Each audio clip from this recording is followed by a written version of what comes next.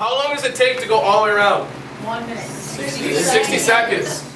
One of the things I like about using video notes is when students, it's time for them to review for a quiz or a test. Some of them don't have the greatest study skills, as we all know, and these videos are available for them so they can go and they can listen to me and watch me do every single type of problem that can potentially show up on a quiz or a test and learn the concepts over, and I don't have to sit there and go over every single concept with all 100 students that I have in my geometry classes. It's as they want to go through, and I have a lot of students that I watch them all the time before a quiz or a test. I watch the notes so I can remember how to do some of these problems. It's also great for any student who misses a day. They can simply get online and watch them, and I don't have to reteach every single student that was absent. They can get online and watch them, and then they'll come back, and then if they have questions, then they come and talk to me about which questions, which concepts they still struggle with, and then I can help them out individually with that.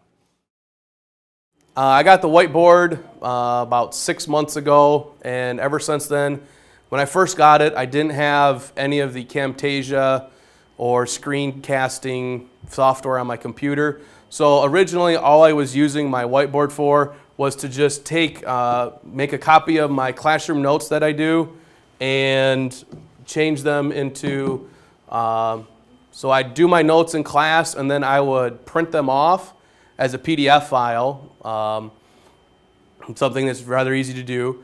And then I would post them on my web page at my school website so that if students missed a day, they could get online, they could get the notes that we did in class, but they wouldn't necessarily know step by step how to work through the problems because they would just see what you see on the board. I would try and do things in different colors when we got to them. So like here, the student would be able to see the setup, but they wouldn't be able to actually see what I did step by step. Then I finally got the Camtasia recording system, and ever since then, this whole second semester, I've been using those to create my video notes. And all that is a matter of doing is pulling up on my smart notebook. Here's the notes that we went over yesterday, and then I would have the Camtasia software running in the background, and then all I would do is I would hit record, and then I would be able to start using my notes. So here's the Camtasia Studio. Once it's loaded, all I have to do is hit the record the screen button,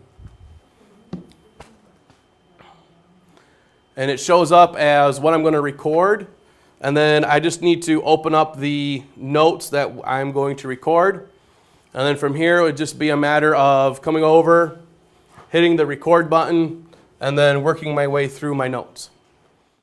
The other thing that I was going to have a problem with was recording my voice because obviously there's no microphone included with a smart notebook. So, and I didn't want to be stuck in sitting in front of my computer screen doing the notes with the tablet when I have a board that I can use to interact with. So what I ended up doing is I went and got a wireless headset from Best Buy. I splurged a little bit and bought, they were about $100. It's a Logitech brand. So now all I do is I turn these on, I put my headphones on, and I can hear it acknowledge that it's syncing up to my computer, and now my microphone's on. You can see my voice is rather loud, so I can tell that it's running.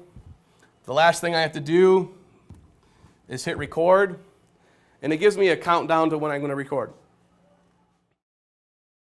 All right, so now that I have everything saved onto my computer, now I'm just in Camtasia, and all I'm going to do, the first thing that I always do, because I always have a very loud voice, is I'm going to go to my audio, and you see this green line down here, that's just the overall volume of my voice, and I usually bring it down close to like 60%, somewhere in that range, just because I have a loud voice and students know that I have a loud voice, so when the students hear it at home, it's just really loud coming through the speakers.